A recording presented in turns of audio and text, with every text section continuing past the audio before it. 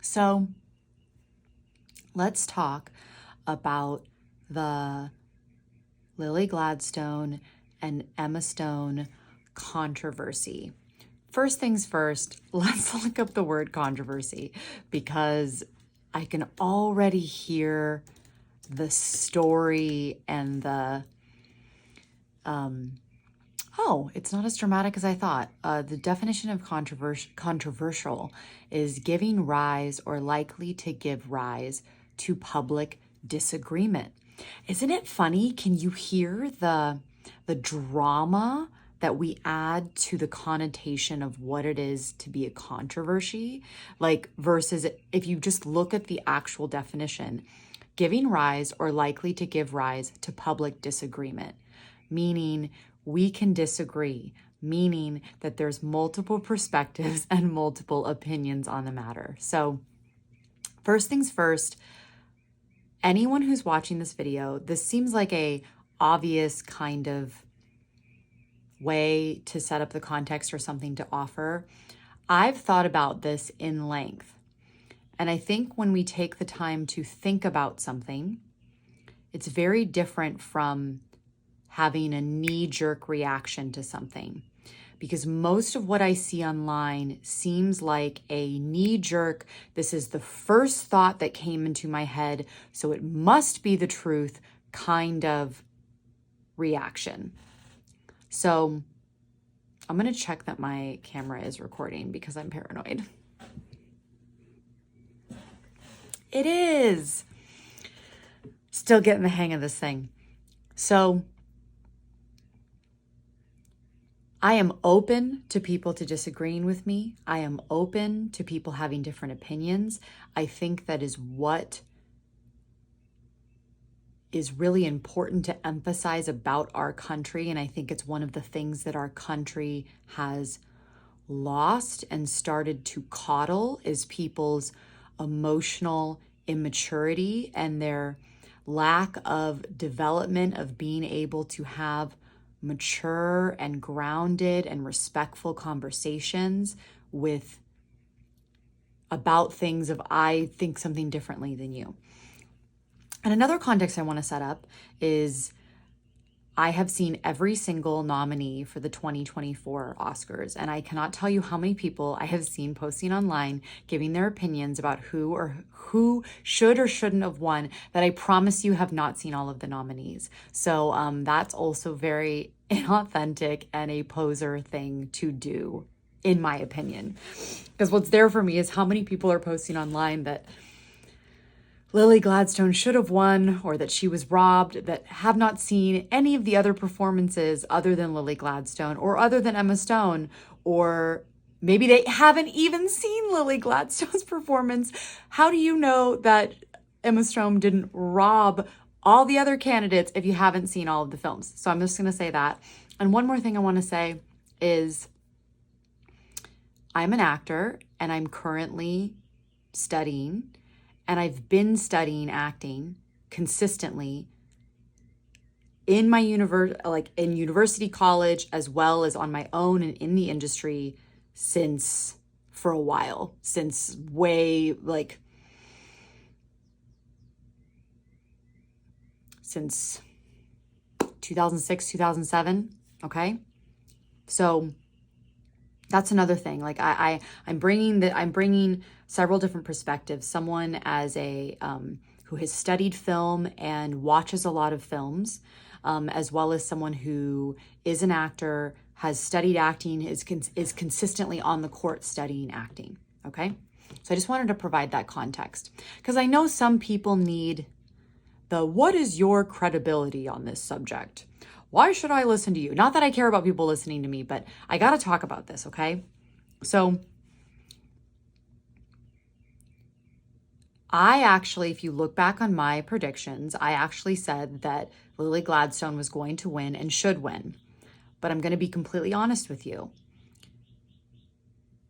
I think her performance was extraordinary, very nuanced. I also think she did the best that she could do with what she was given. Considering that most directors are male and most male directors probably don't consult especially ones at the level of Scorsese, probably don't consult anybody about getting feedback because their ego won't let them, let alone a woman, to find out from them, is this character multidimensional? I thought her character was written very weakly. And, surprise, surprise, I'm not surprised considering who wrote it. I thought she did the best she could with the role that she was given.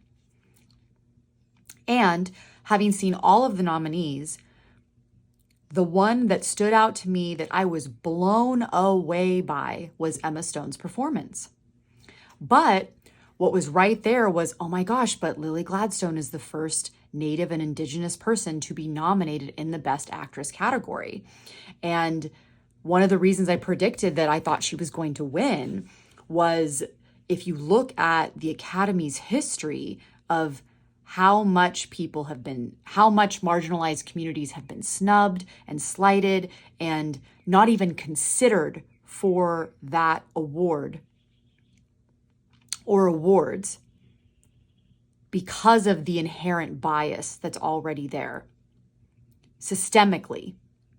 If you look at the actual statistics and demographics of who makes up the Academy, what was there for me is like, oh, well, they should do this. This is 2024. They should do this. Why not? Like, this is a way for them to atone. And let's be honest, there's a lot of looking good, white guilt, especially in Hollywood. Looking good is especially a big thing in Hollywood. And I honestly thought that a huge part of that was going to be like, we are giving this to her not just as an acknowledgement that the performance was great, but also as an acknowledgement of all the fuck ups, mess ups, things that we've had in the past, right?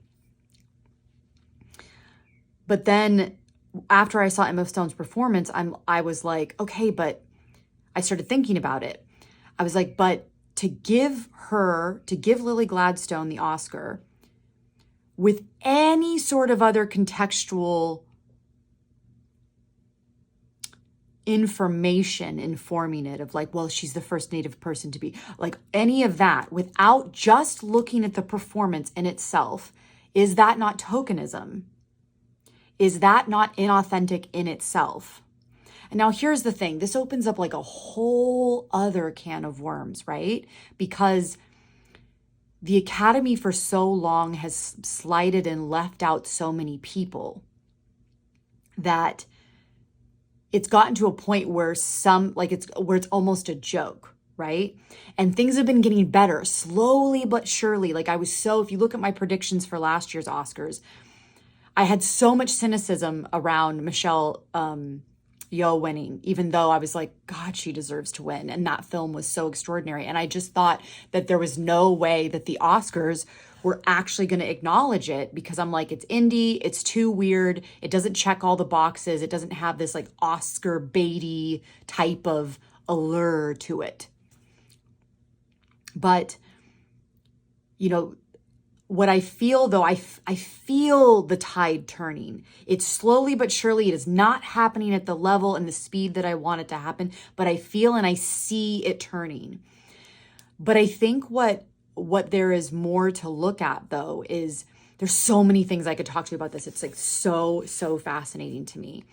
So anyway, I want those awards, and I want the awards to be that we're only looking at that. Because to look at anything else is a cop-out and is inauthentic and is kind of gross. Then it's like this inauthentic people trying to make up for their guilt, make up for some sort of quota or look good. And I just, it's gross in that respect. And also, there's a whole nother conversation we can have. How can you possibly compare those two performances? How could you possibly look at two distinct performances and say this is the best, right? And there's also the thing you got to keep in mind, that art is subjective. But I was looking at it purely from an acting perspective. What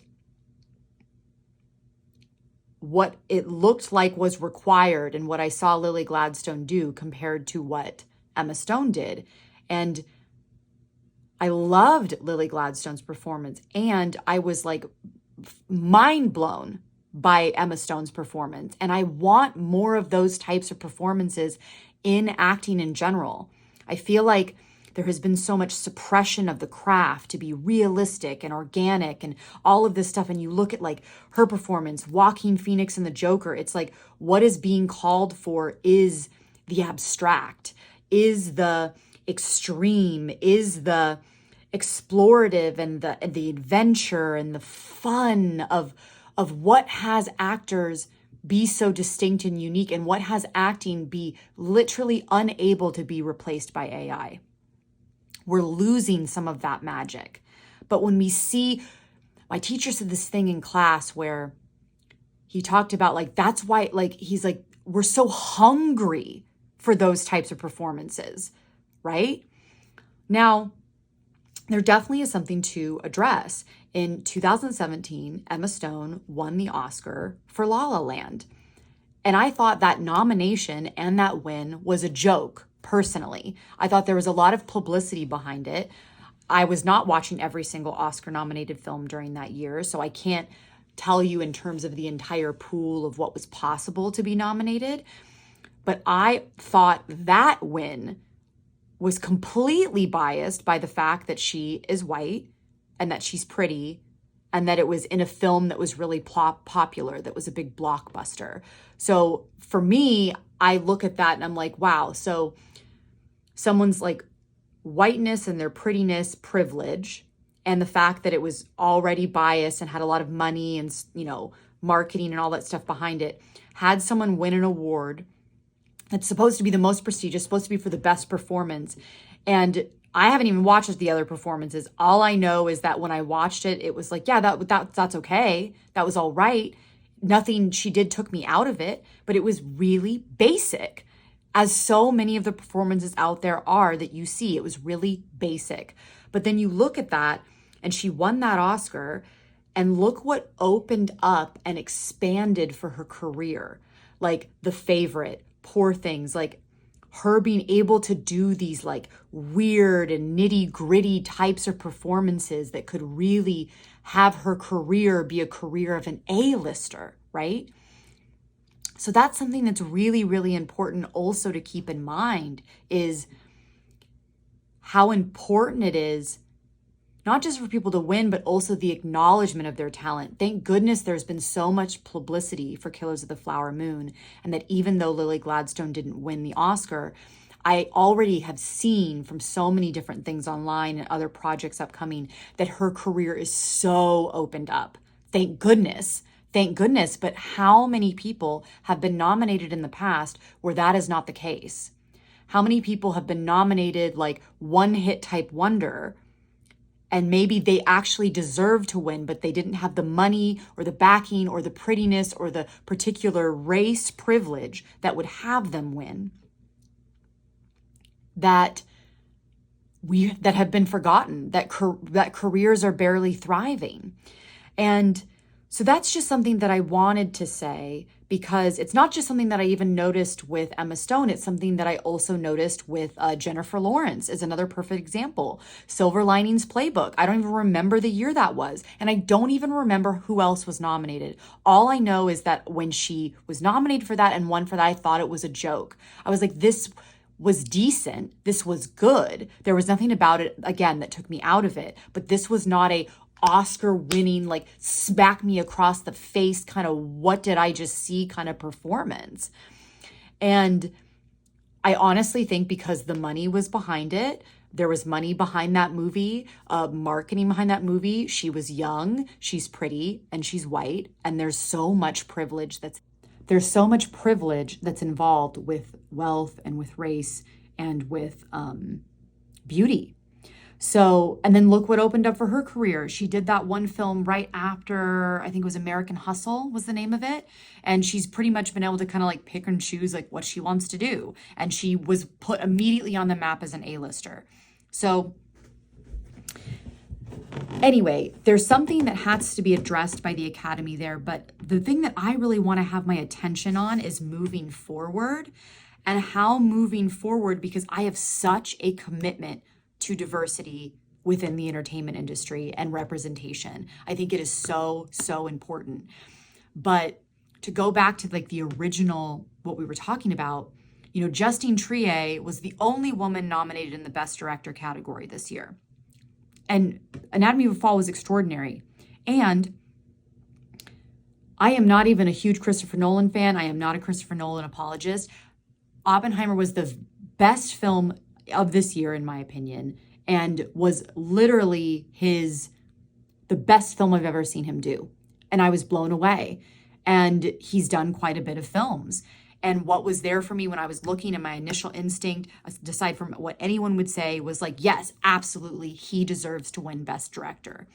Now, was there a controversial uproar because Justine Triet didn't win Best Director?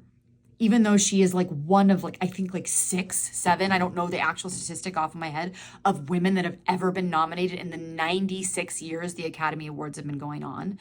Like, no, it's like anybody from marginalized groups, and I can just speak for myself as a woman, like to like know that like you were given an award just because like, you know, to make things right or because the time is due, not because it actually was you who truly, truly deserve that.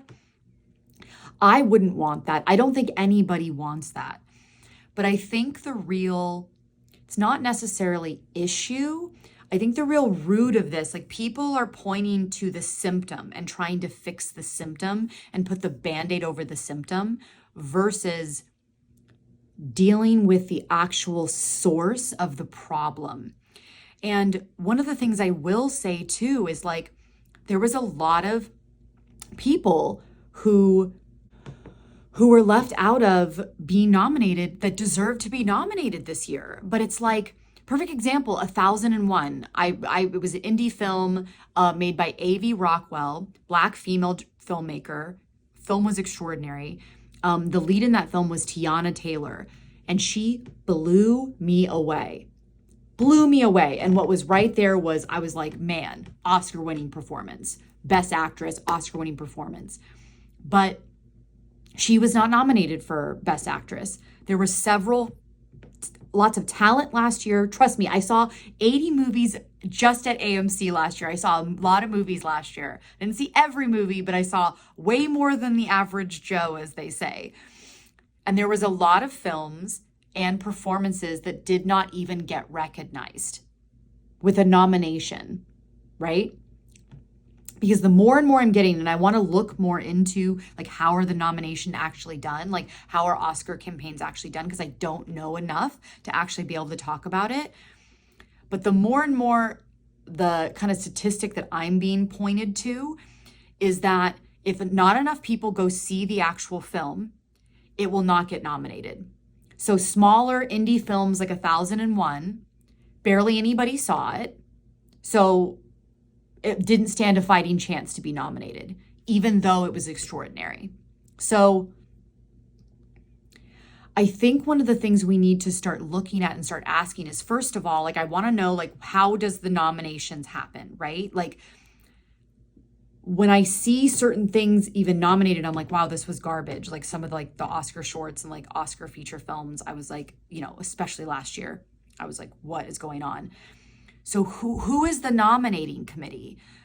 And is the nominating committee people who they see every single film and people who actually know about films, not just like some random Joe Blow that you grab across, you know, not that you have to have studied film, but like have some sort of knowledge of it. And is the group diverse so that you actually have a diverse perspective of race and socioeconomic status and sexual orientation and gender identity when you view these films, so that you don't have an unconscious bias of like, oh, I'm a white person, so naturally I'm going to be like, oh, I like watching, I feel myself drawn and like saying that the best performances are the ones by white people, like that you might not even realize you're doing that. So it's like, how is that nominating committee happening, right?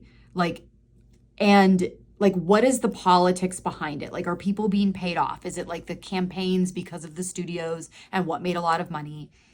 But finally, one of the key things I want to say is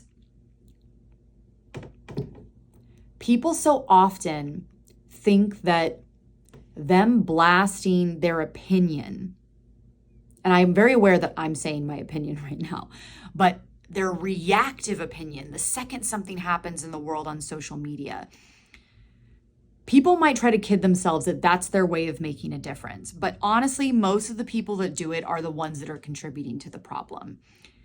Because if you're just gonna flab your lips, flab your gab, and say, this is what I think, and da-da-da-da, and blah, blah, blah, boo Hollywood, blame the Academy, victimize people, blame people, shame people, that kind of energy behind it, right? If you're just gonna do that, but you're not doing any other action to change what you say you want to happen, then you're not really doing anything. You want to know how you can support and have there be more diversity at the Oscars so that people who have been left out and underrepresented for so long can actually have the opportunity to be seen and be recognized, so there can be more natural diversity of what is in the categories and the people who are winning. Where are you putting your money? Your money has power, even if you don't make that much of it. As a consumer, your money has power. So if you're saying that you want diversity, but then you're not going to see Black filmmakers' films when they come out in theaters on opening weekend, if you're not going to see women's films when they're coming out in the theaters, if you're not going to see these indie films and supporting diverse cast and diverse stories being told, if you're not having your money go towards that, then what you are saying to Hollywood is you just want more of what you've been seeing. And I'm not saying this to dismiss Barbie or to dismiss Oppenheimer. I loved Barbie and Oppenheimer. But when people only go see that, and me and only a handful of a few other people in terms of like ratio wise go see 1,001, that is the message that you are sending to the studios, to the buyers, to the production companies. When the films don't make any money and people don't see them, that's the message that you're sending. So if you want, it's kind of like the basics of law of attraction, like what you focus on, you attract. So if you want more of that, put more of your attention towards those things. Put more of your attention and your dollar and the actions that you take towards those things. Now, I'm not saying don't go see the blockbusters. I love seeing the blockbusters, but don't just go see the blockbusters and then go out there on social media and talk about so-and-so should have won for best actress, blah, blah, blah, blah, blah. Why is the industry not doing more diverse things when you don't know what you're talking about and you're not taking actions to change it on your level?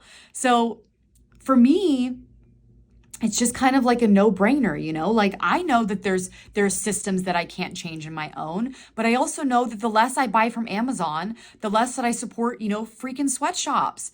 It's like, do I still buy from Amazon? Yes, I do. But it's like, I have that awareness of like, what would I rather put my money towards and what can I afford to put my money towards and what little action or a bunch of little actions can I take that's going to make a difference to create and see the kind of future that I want to see, okay?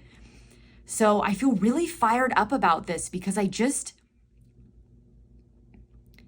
getting out there on social media and being like, oh, look, the, Native person didn't win for Best Oscar, and having it be about that and not talking about the nuance and of all that I just talked about, it's like you're making it black and white, and it is not black and white. The world is full of gray. The world is in technicolor. And if we do not talk about the holistic entire picture of something, there is no way we are going to transform it. So coming from someone who is a movie lover, who is so passionate about acting, so passionate about making films, that wants to elevate the craft of acting, that wants the Academy Awards and the Oscars to reflect the melting pot of diversity that is out there in the world globally, and that there's room for everyone. That is where I'm coming from. I'm coming from that commitment. And I will be able to tell if you comment on this video and you have not watched the full thing and you are not actually listening from an open mind to actually understand and be curious about what I'm saying, versus the moment that I say something, listening from a place to be offended and to share with me about your reactionary opinion. And I will respond otherwise. All I ask is that we have respectful conversation and that we respect each other and that we all grow as a people where we can discuss things as powerful, mature, respectful adults and be open to seeing different points of view. So, thanks for listening. One more thing to mention about this whole controversy is Emma Stone was given a better script, a multi-dimensional character, this non-traditional, abstract, encouraging exploration and breaking down barriers and doing things differently type of director. And it's like, I actually am not one of those people that believes that if you are a man, then you cannot tell a woman's story. If you are a black person, then you cannot tell this white person's story. If you're a white person, you can't tell this black person's story. I don't believe any of that stuff. I believe art is art. I believe that the artist can embody and channel and create a plethora and multi-dimensional, so much diversity, things that they might not be, might not be their story. And I do believe that we write what we know, which is why there's majority of male directors that are writing male protagonists, that are very clearly male protagonists and that are from their perspective. So I don't have it that male directors can't write female characters, but I can tell that 90% of them, most of the ones that I see, they have not talked to one woman and asked them, is this character multidimensional? Is this how women feel? Multiple women, not even just one woman, not that one woman can speak for all women. It's like, so, like, are you doing your due diligence if you are not part of the community that you are doing a movie about to find out what is that experience like for that community?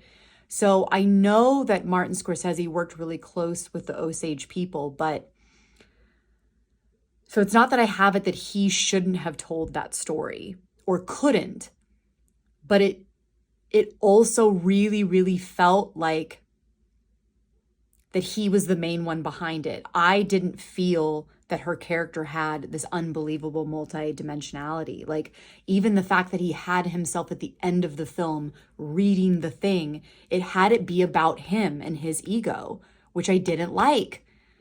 And I don't even know if he sees it. I don't even know if he's from such an older generation where he can even see it, or if there's even younger generations that are clear of how biased they are, that they automatically have it, that anything that Scorsese comes out with is gold because he's Scorsese, because we grew up with him being one of the key directors in the industry. And I like Martin Scorsese. I like his films. I think he's an extraordinary filmmaker. I think he's paved the way. And I also think he paved the way and was able to a lot because of his privilege. So when you have privilege, it's part of the privilege is the honor and the responsibility of what am I going to do with this privilege? Now that I'm in this position, like, how can I really have this story? Like, I just feel like, man, can you imagine if Killers of the Flower Moon was completely from her perspective? It would have been a different film. It probably would have been way more interesting.